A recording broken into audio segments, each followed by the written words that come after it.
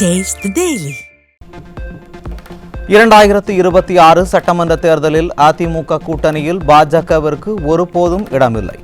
பாஜக அல்லாத கட்சிகளுக்கு மட்டுமே கூட்டணிக்கு அழைப்பு என அதிமுக பொதுச்செயலாளர் திட்டவட்டம். எங்களுக்கு மக்கள் விரோத திராவிட முன்னேற்ற கழக அரசு அகற்றப்பட வேண்டும். ஒன்று, பாரதிய ஜனதா கட்சியோட அதிமுக கூட்டணியில். 2, நான் வேண்டுகோள் விடுப்பதெல்லாம் மற்ற கட்சிக்கு தான், அதோட பொருத்தி பார்க்க வேண்டாம். அதிமுக ஆட்சி காலத்தில் நலத்திட்ட பணிகளை நடைபெறவில்லை என அபாண்டமாக புழுகு மூட்டைகளை அவிழ்த்து விடுகிறார் ஸ்டாலின். அதிமுக பொதுச்செயலாளர் எடப்பாடி கே பழனிசாமி குற்றச்சாட்டு. இந்திய அண்ணா திராவிட முன்னேற்ற கழகத்தை பொறுத்த வரைக்கும் ஆட்சியில் இருந்தாலும் இல்லாவிட்டாலும் மக்கள் செல்வாக்குள்ள ஒரே கட்சி அதிமுக கட்சி தான். நான் சொன்னேன்ல, அதிமுக ஆட்சியில் தான் பொன்மனச்செம்மல் புரட்சித் தலைவர் எம்ஜிஆர் காலத்திலும் சரி, இதே புரட்சித் தலைவர் அம்மா காலத்திலும் சரி, அம்மா மறைவுக்கு பிறகு அம்மாவுடைய அரசும் சரி, நிறைய திட்டங்களை கொண்டு வந்து நிறைவேற்றப்பட்டு இன்றைக்கு தமிழ்நாடு இந்தியாவிலேயே ஒரு முதன்மை மாநிலமாக விளங்குவதற்கு அதிமுக அரசு தான் காரணம். சென்னையில் அரசு மருத்துவர் பாலாஜி தாக்கப்பட்ட சம்பவத்திற்கு அதிமுக பொதுச்செயலாளர் கண்டனம். அரசு மருத்துவர்களுக்கு ஸ்டாலினின் திமுக அரசு போதிய பாதுகாப்பு வழங்க வேண்டும் என வலியுறுத்தல். இன்றைக்கு மருத்துவர் என்று சாதாரண விஷயம் அல்ல, எல்லோருக்கும் ஓய்வு கிடைக்கும். ஆனால் ஓய்வே கிடைக்காத பணியாற்றக்கூடிய ஒருவர் மருத்துவர் தான். 24 மணி நேரம் ஷிஃப்ட் முறையில் மருத்துவர் பணியாற்றிக் கொண்டிருக்கின்றார். ஆகவே விலை மதிக்க முடியாத உயிரை காப்பாற்றக்கூடிய பொறுப்பு மருத்துவருக்கு இருக்கின்றது. அப்படிப்பட்ட மருத்துவருக்கு இப்படி கத்தி குத்து விழுந்தால் எப்படி மற்ற மருத்துவரெல்லாம் இந்த மருத்துவ துறையிலே செயலாற்ற முடியும் என்பதை எண்ணி பார்க்க வேண்டும். மருத்துவ துறையில் சார்ந்தவர்களுக்கு முழுமையான பாதுகாப்பு கொடுக்க வேண்டும் இந்த அரசாங்கம். ஆகவே இது உண்மையாக கண்டிக்கத்தக்கது. சென்னையில் அரசு மருத்துவர் பாலாஜி கத்தியால் தாக்கப்பட்ட சம்பவத்திற்கு கண்டனம் தெரிவித்து மாநிலம் முழுவதும் அரசு மருத்துவர்கள் பணி புறக்கணிப்பு போராட்டம். மருத்துவர்களின் போராட்டத்தால் மாநிலம் முழுவதும் அரசு மருத்துவமனைகளில் நோயாளிகள் கடும் அவதி.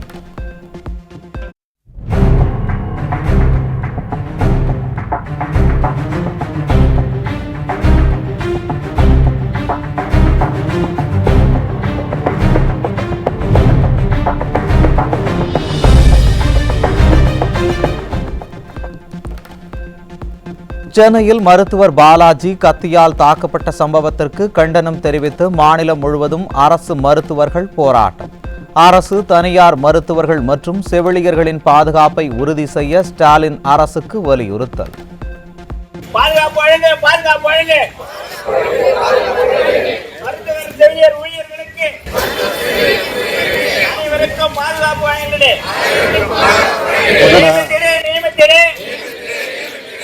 பாதுகாப்பு சட்டத்தை தீவிரமாக அமல்படுத்து. நோயாளிகளின் எண்ணிக்கைக்கு ஏற்ப மருத்துவர்களை நியமித்திடு. சென்னையில் அரசு மருத்துவர் கத்தியால் தாக்கப்பட்ட சம்பவத்திற்கு எதிர்ப்பு தெரிவித்தும் மருத்துவர் பாதுகாப்பு சட்டத்தை நிறைவேற்ற கோரியும் தமிழ்நாடு முழுவதும் அரசு மருத்துவர்கள் வேலை நிறுத்த போராட்டம். மருத்துவர்களின் பாதுகாப்பை உறுதி செய்ய ஸ்டாலின் அரசு தவறிவிட்டதாக மருத்துவர்கள் முழக்கம். மருத்துவர்களின் பாதுகாப்பை உறுதி செய்ய வலியுறுத்தி தமிழ்நாடு முழுவதும் அரசு மருத்துவர்கள் வேலை நிறுத்த போராட்டம். மருத்துவர்களின் போராட்டத்தால் மாநிலம் முழுவதும் வெறிச்சோடிய அரசு மருத்துவமனைகள். மக்களின் உயிர் காக்கும் மருத்துவருக்கு பணி பாதுகாப்பு வேண்டும். நிறைவேற்றிடு. மருத்துவரின் கோரிக்கைகள் அனைத்தையும் நிறைவேற்றிடு. உருவாக்கிடு. உயிர் காக்கும் மருத்துவருக்கு பயமில்லா சூழலை. சுகாதாரத்துறை அமைச்சராக பொறுப்பேற்றதில் இருந்து அமைச்சர் மாசு மருத்துவர்களுக்கு ஆதரவாக இல்லை. மருத்துவர்களின் பிரச்சனைகளை கண்டுகொள்வதில்லை என்றும் இந்திய மருத்துவர் சங்கத்தினர் குற்றச்சாட்டு. மக்கள் நல்வாழ்வுத்துறை அமைச்சர் மருத்துவர்களுக்கு ஆதரவாக அவர் இதுவரைக்கும் அவர் பொறுப்பேற்றதிலிருந்து செயல்படுற மாதிரியான ஒரு எண்ணம் மருத்துவர்கள் மத்தியில் இல்லை. ஹீ இஸ் தி அவர் தான் எங்களுக்கு வந்து he is the custodian of the medical profession. இப்போ டாக்டர்களை பாதுகாக்கக்கூடிய பணி அவருக்கு முதல் பணி. அப்புறம் தான் இவன் பணி பண்ணுறானா இல்லையான்னு சூப்பர்வைஸ் பண்ணக்கூடிய அதிகாரம் இருக்கணும். இப்போ எங்கே போனாலும் ஒரு ப்ராப்பரான என்கொயரி இல்லாமல் சஸ்பெண்ட் பண்ணுறது. குழந்தைகள் தினத்தை முன்னிட்டு அதிமுக பொதுச் செயலர் எடப்பாடி கே பழனிசாமி வாழ்த்து. வருங்கால இந்தியாவை வலிமை மிக்கதாக உருவாக்க காத்திருக்கும் நம் நாட்டின் வருங்கால சிற்பிகளான குழந்தை செல்வங்களுக்கு வாழ்த்துக்கள்.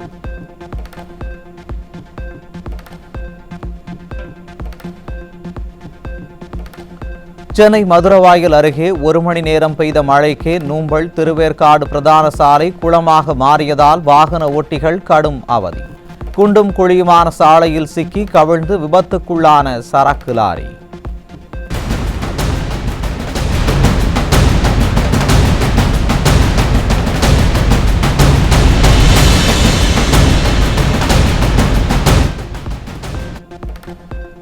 என்எல்சி இந்தியா நிறுவனத்தின் 2வது சுரங்கத்தில் இருந்து லட்சக்கணக்கான லிட்டர் நீர் கடலூர் மாவட்டம் கோட்டகம் கிராமத்தில் வெளியேற்றம். மழை காலங்களில் சுரங்க நீரை வெளியேற்றக்கூடாது என்ற விதிமுறை உள்ள நிலையில் என்எல்சி நிறுவனம் விதியை மீறுவதாக விவசாயிகள் குற்றச்சாட்டு. கள்ளக்குறிச்சி மாவட்டம் அகரகோட்டாலம் கிராமத்தில் 10க்கும் மேற்பட்ட மாணவர்கள் மஞ்சள் காமாலை நோயால் பாதிக்கப்பட்டிருப்பதால் பெற்றோர் அதிர்ச்சி. மக்கள் விரோத தமிழக அரசின் சுகாதாரத்துறை உரிய நடவடிக்கை எடுக்க பொதுமக்கள் வலியுறுத்தல். புதுக்கோட்டை மாவட்டம் பழைய கந்தர்வக்கோட்டையில் உள்ள அங்கன்வாடி கட்டிடத்தின் மேற்கூரை பூச்சு பெயர்ந்து கீழே விழுந்ததால் பொதுமக்கள் அதிர்ச்சி.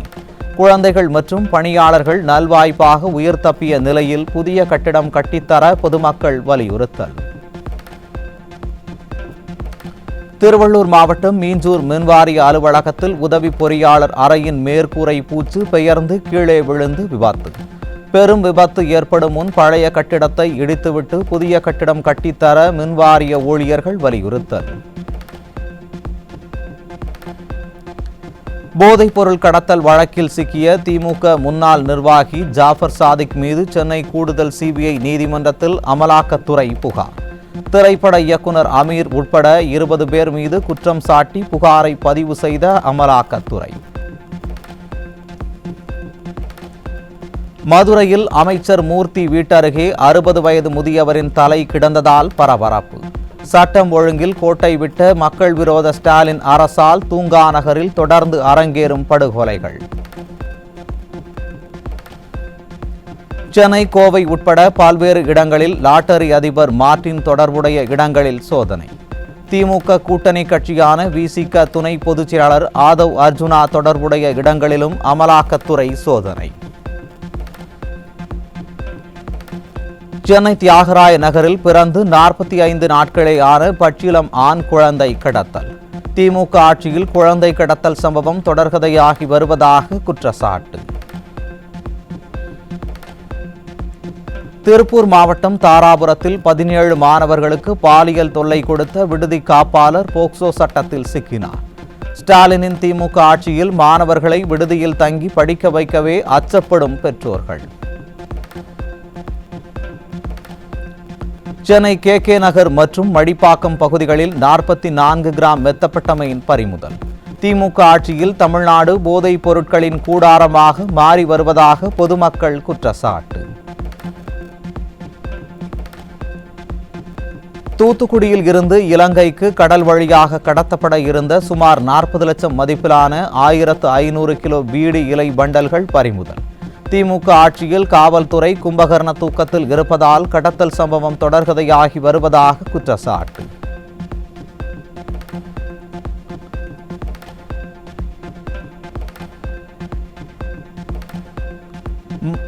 மதுரை மாவட்டம் திருமங்கலம் அருகே ஏழூர் அம்மன் திருவிழா. பல்லாயிரக்கணக்கான பக்தர்கள் கலந்து கொண்டு சாமி தரிசனம். 7 கிராமங்களைச் சேர்ந்த மக்கள் ஒன்று கூடி பங்கேற்ற திருவிழா கோலாகலம்.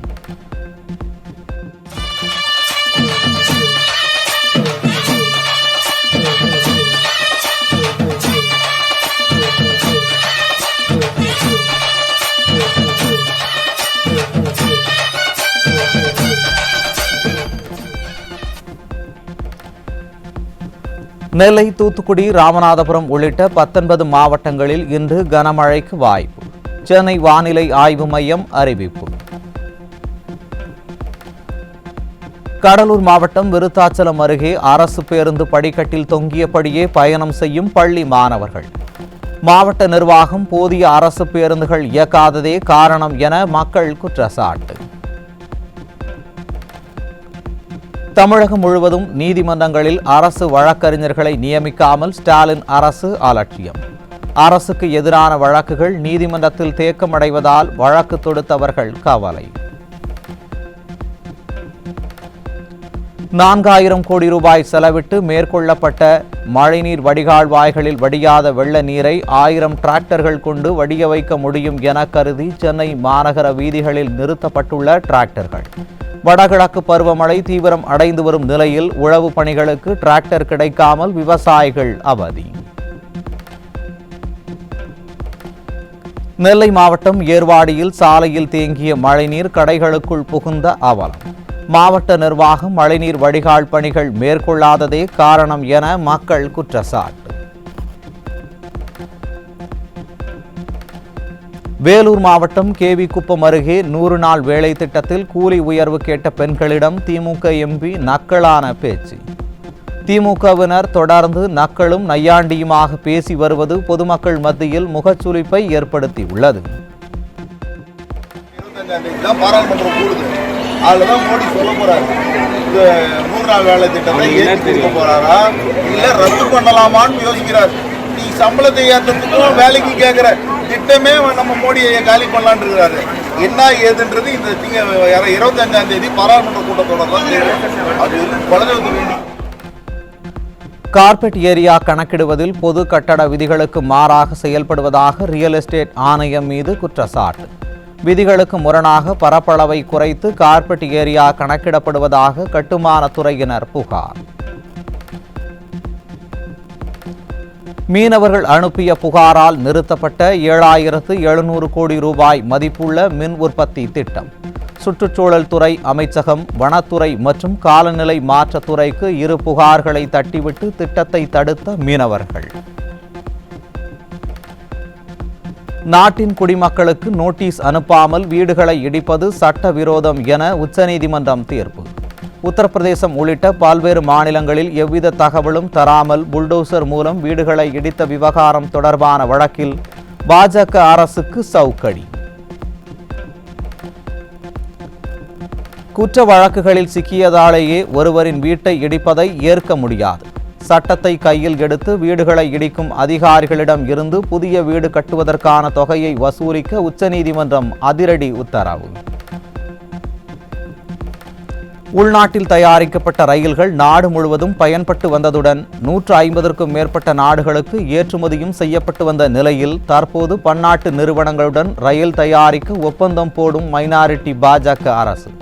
வந்தே பாரத், பாரத் மாதா கி ஜெய் என போலி வேஷம் எதற்கு என ரயில்வே பணியாளர்கள் கேள்வி. இந்திய ரயில்வே துறையில் பணியாளர் பற்றாக்குறையால் விபத்துக்கள் நேரும் அவலம். கார்ப்பரேட் நிறுவனங்களுக்கு ஆதரவாக ரயில்வே துறையை தனியார் மயமாக்க திட்டமிட்டு ஊழியர்கள் வெளியேற்றப்படுவதாக கடும் குற்றச்சாட்டு.